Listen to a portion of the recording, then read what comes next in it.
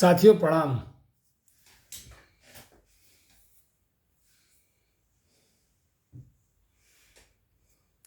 कुछ बात विचार में आई है,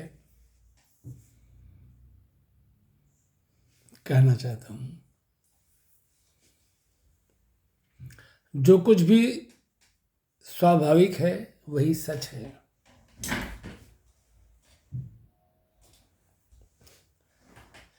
जब हम किसी चीज़ के लिए मस्तिष्क का प्रयोग करते हैं तो वहाँ पर गणित और सांसारिकता आ जाती है। हमें स्वाभाविक होना है।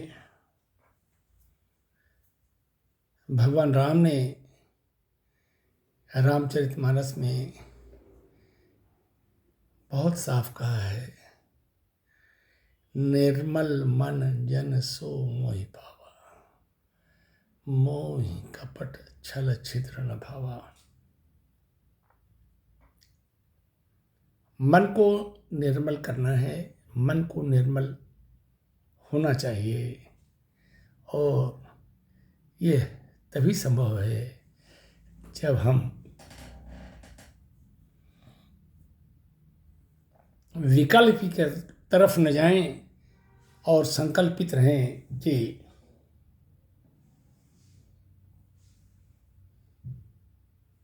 ईश्वर जो भी करता है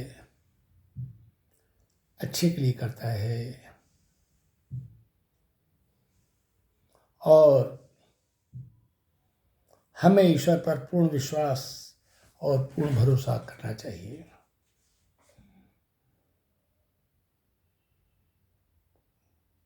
ईश्वर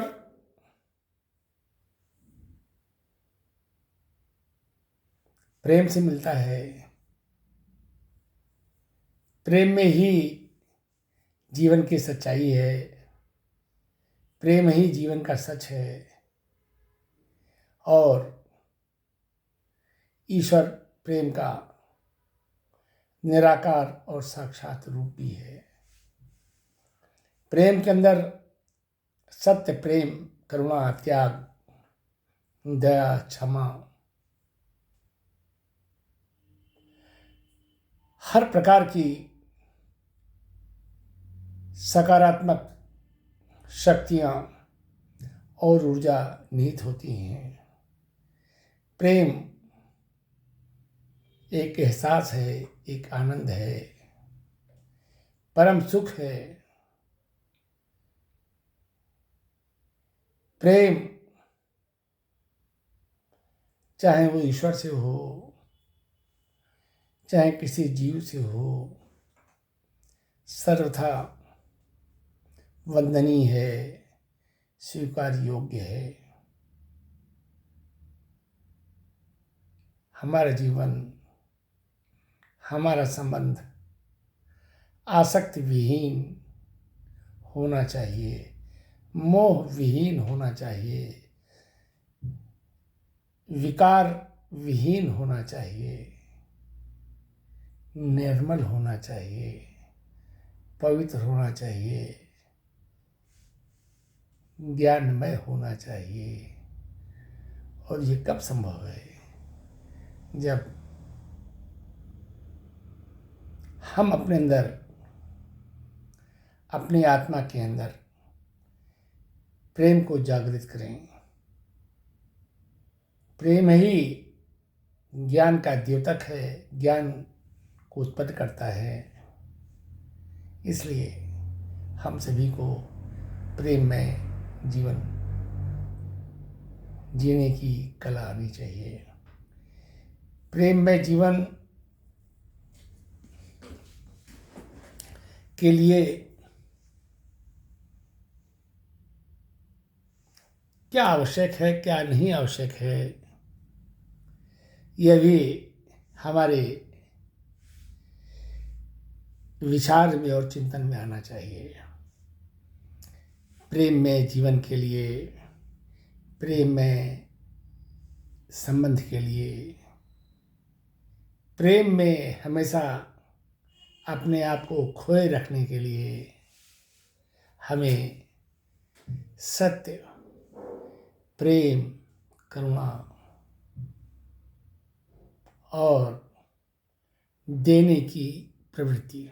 देता तो ईश्वर है, लेकिन ईश्वर कोई न कोई माध्यम बनाता है, और हम अगर माध्यम बनते हैं, माध्यम बनने के लिए कोशिश करते हैं, तो एक बहुत बड़ी बात होगी। ये भी माध्यम बनना भी ईश्वर की एक सेवा है, जीवों की सेवा है। सेवा भाव से बढ़ करके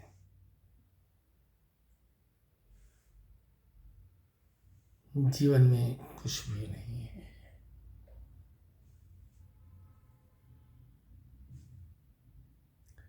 परहित सरिस धर्म नहीं भाई।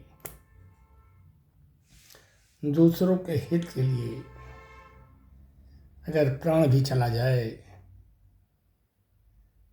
सत्य के लिए अगर प्राण भी चला जाए, प्रेम के लिए यदि प्राण भी चला जाए, तो कोई बात नहीं है। इससे अच्छा कोई कार्य नहीं हो सकता है। हमें कार्य के बदले फल की अपेक्षा कभी नहीं करनी चाहिए, लेकिन निष्काम भाव से हमें सत्कर्म तो करने चाहिए।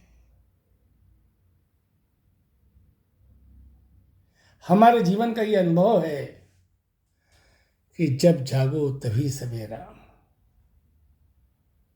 ईश्वर भाव के भूखे होते हैं। हमारा भाव उत्कृष्ट श्रेणी का होना चाहिए। हमारा जीवन अनुकरणीय होना चाहिए। हमारा जीवन प्रेममय होना चाहिए। हमारे जीवन में सुगंध होनी चाहिए। हमारे जीवन में चुंबकत्व होनी चाहिए।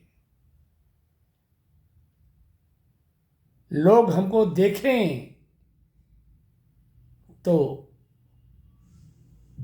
उनके अंदर उल्लास, उनके अंदर स्फूर्ति, उनके अंदर मुस्कुराहट, उनके अंदर ईश्वर के प्रति शुक्राना और सभी जीवों के प्रति प्यार उमड़ पड़े। हमारा ऐसा व्यक्तित्व चुंबकीय होना चाहिए। हमारा जीवन प्रेरणा में अनुकरणीय और विषय विकार रहित होना चाहिए। हमारे जीवन में संतत्व होना चाहिए। हमारे जीवन में प्रेम होना चाहिए। सब कुछ मानव जीवन में संभव है। अगर हम ये सोचें कि हमारा पूर्व जन्मों का प्रारब्ध खराब था, इसलिए हमारे साथ कुछ ऐसी अप्रिय घटनाएं घटित हो रही हैं, ये सोच नकारात्मक है। जो बीत गई सो बात गई। पूर्व जन्मों को हम प्रारब्ध के रूप में स्वीकार तो करते हैं, लेकिन वर्तमान जीवन के हर पल ईश्वर ने हमको मीन्स इस देह में निहित आत्मा को, इस देह में निहित मन को, बुद्धि को, विवेक को यह सोचने और समझने की शक्ति दी है कि हमें अपने वर्तमान जीवन को अपने पुरुषार्थ से, अपने निष्काम भाव से, अपने प्रेम से किस प्रकार से सजाना है, डेकोरेट करना है। जब हम अपने वर्तमान जीवन को, वर्तमान पल को संजोते हैं, प्यूरिफाई करते हैं, ऑर्नामेंटेड करते हैं, तो हमारे पूर्वजन्म के प्रारब्ध यदि कहीं से उसमें निगेटिविटी रहती है तो वो सप्रेस हो जाते हैं। हमारे पुरुषार्थ, हमारे आध्यात्मिक और सात्विक कर्म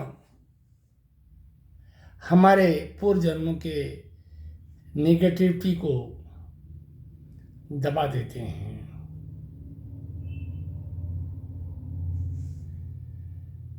इस ब्रह्मांड में जितनी भी शक्तियां हैं, वो सभी शक्तियां ईश्वर के अधीन हैं। चाहे वो सूर्य हो, चाहे वो चंद्रमा हो, चाहे वो समय हो, चाहे वो काल हो, चाहे वो समय हो, चाहे जो कुछ भी हो। और जब हमारा उस परम पिता ईश्वर से डायरेक्ट लिंकेज, तारतम्य, कनेक्शन जुड़ जाता है, तो चाहे वो सूर्य हो, चाहे वो समय हो, चाहे वो चंद्रमा हो, चाहे कोई भी ग्रह क्यों न हो, वो सब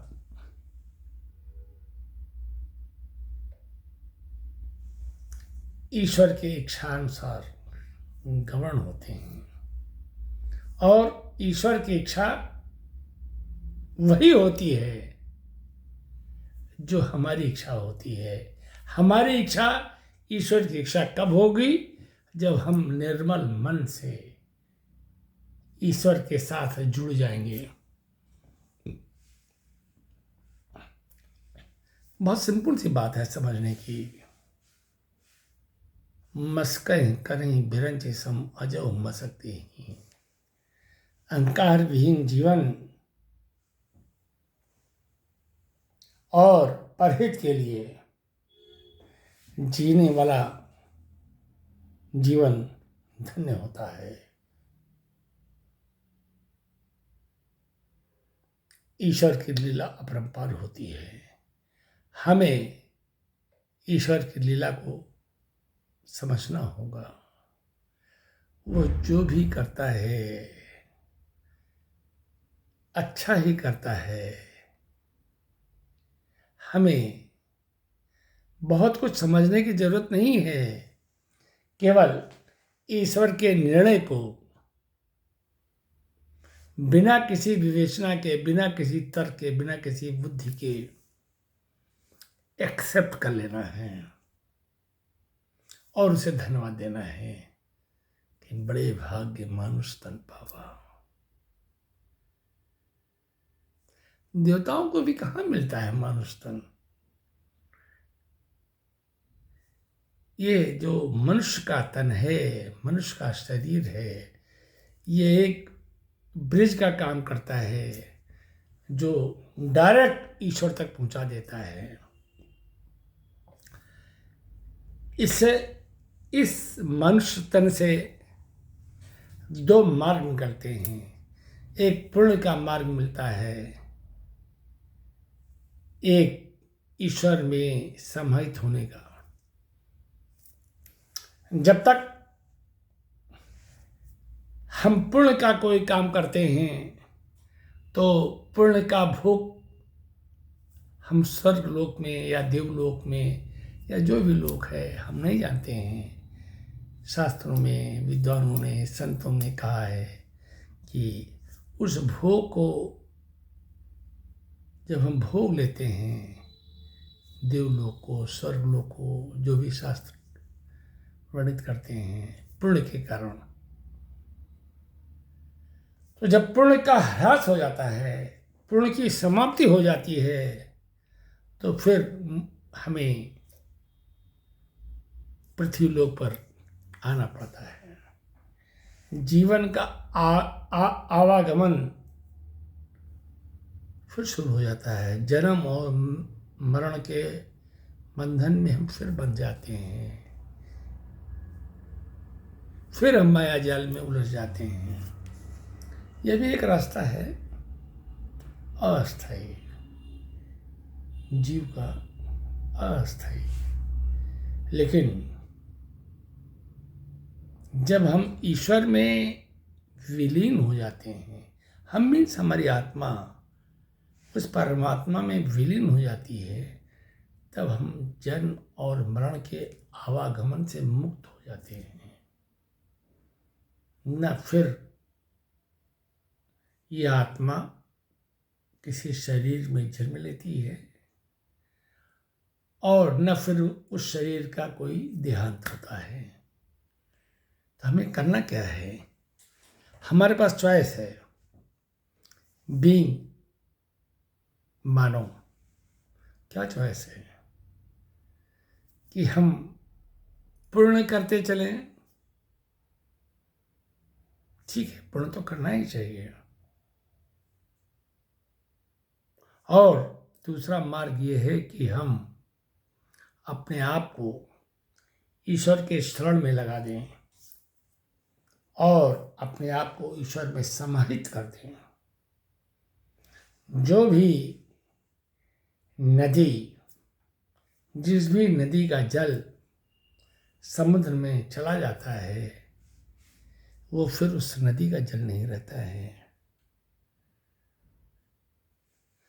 गंगा नदी का जल पवित्र तो होता है, लेकिन जब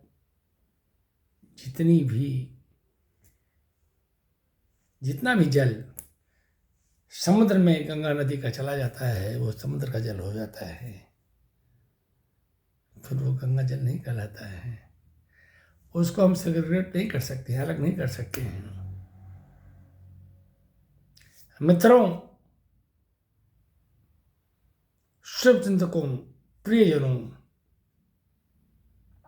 हमें अपने इस मानव जीवन को जो दुर्लभ है, उसको ईश्वर में समाहित कर देना है।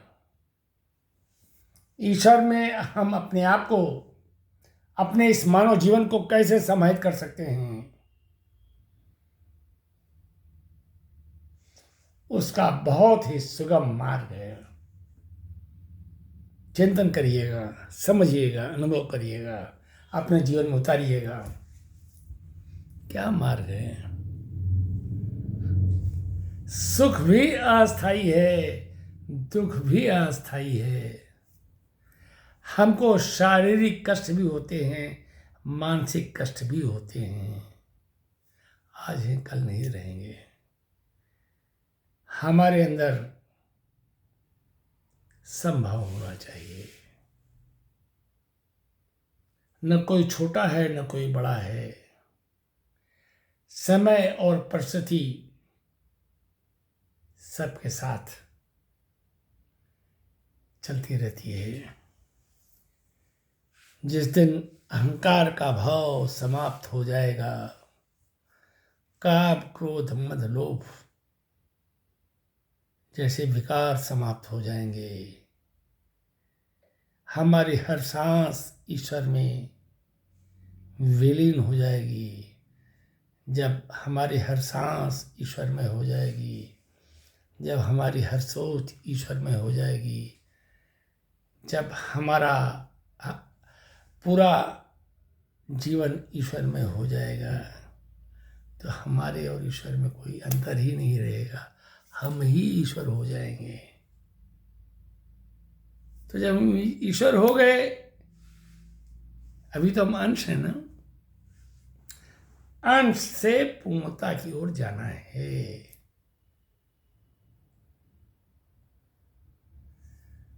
पूर्णता की उपलब्धि तभी होगी जब हम अनकंडीशनल सरेंडर ईश्वर के समक्ष करेंगे और अपने जीवन को, अपने हर कर्म को, अपने जीवन के हर पल को ईश्वर को समर्पित कर देंगे। हमारे अंदर कर्ता का भाव समाप्त हो जाएगा।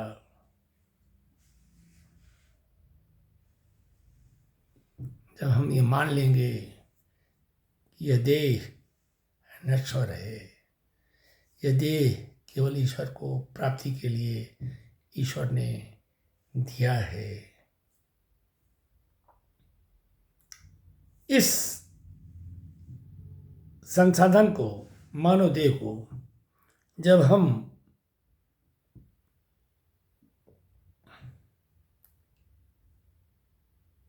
ईश्वर के निमित्त कर देंगे, तमेव माता च पिता तमेव सर्वं मम देव।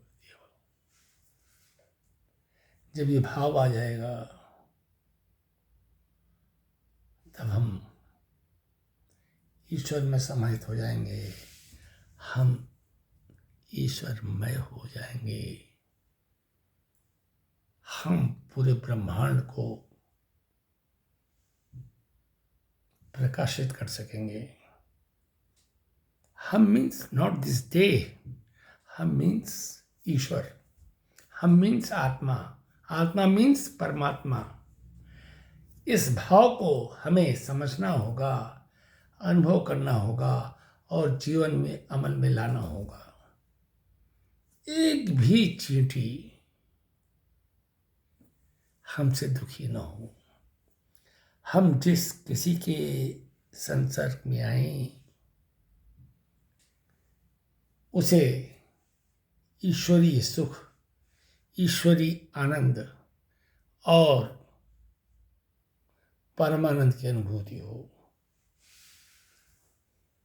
तब तो हमारे जीवन का सही अर्थ निकलता है और तभी ईश्वर हमको अपने साथ रख सकेगा।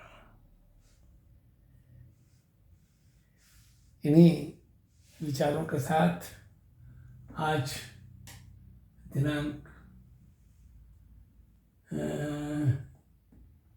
22 दिसंबर 2021 की रात को लगभग 10:40 बजे, दिन बुधवार है, हम अपनी वाणी को विराम देते हैं और ईश्वर से प्रार्थना करते हैं कि हे प्रभु, करो सदा तिज की रखवारी, जिम बालक रखे महतारी। माँ भीगे बिस्तर पर सो करके भी अपने बच्चे को सूखे बिस्तर पर रखती है। हे प्रभु, हे ईश्वर, हमारे अंदर न ज्ञान है न बुद्धि है, आप हमें ज्ञान दें, बुद्धि दें, हमारे जीवन में प्रकाश लाएं, हमको विकारों से दूर करने के लिए ज्ञान दें, समझ दें, बुद्धि दें। हम आपके शरणागत हैं। आज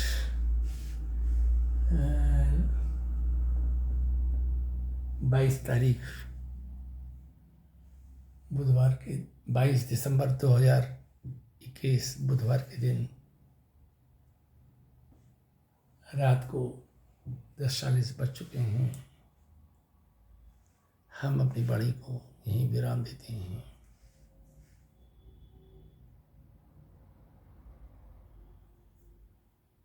सोचते रहते हैं, चिंतन में हमेशा रहता है कि हे प्रभु, आपकी लीला आप तो अपरंपार है, इसको तो कोई भी नहीं समझ पाया। त्रिदेव ब्रह्मा विष्णु महेश भी नहीं समझ पाए।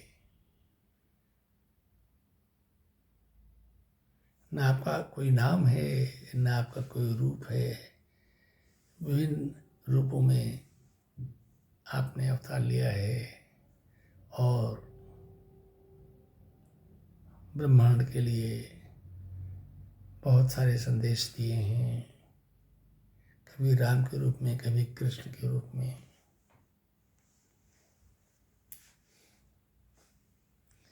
और हर जीव में आप व्याप्त हैं। आप सभी का कल्याण करते हैं, ये शाश्वत सच है।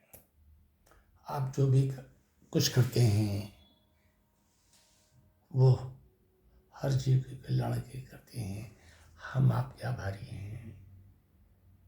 हम आपको कोटि कोटि नमन करते हैं।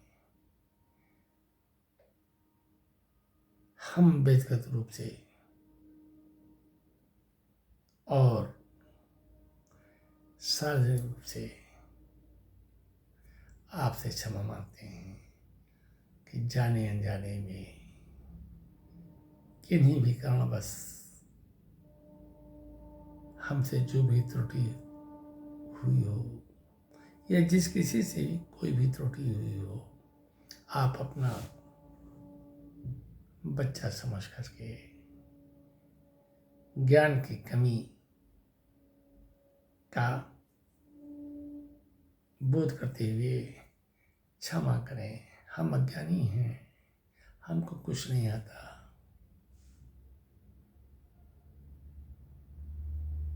आप के हम शरणागत हैं। हम बस केवल इतना जानते हैं कि आप सर्वव्यापी हैं, सर्वशक्तिशाली हैं, करुणा निधान हैं, दया के सागर हैं। आपने सबको उतारा है। ये पूरा ब्रह्मांड आपकी एक लीला है। ये पूरी सृष्टि एक लीला है। सूर्य की चमक, सूर्य की ऊर्जा भी आपकी शक्ति है। चंद्रमा की ठंडक, शीतलता आपकी ठंडक है। ये पृथ्वी भी आपकी देन है। सारे ग्रह आपकी देन है। सब कुछ आपकी देन है। आप बिल्कुल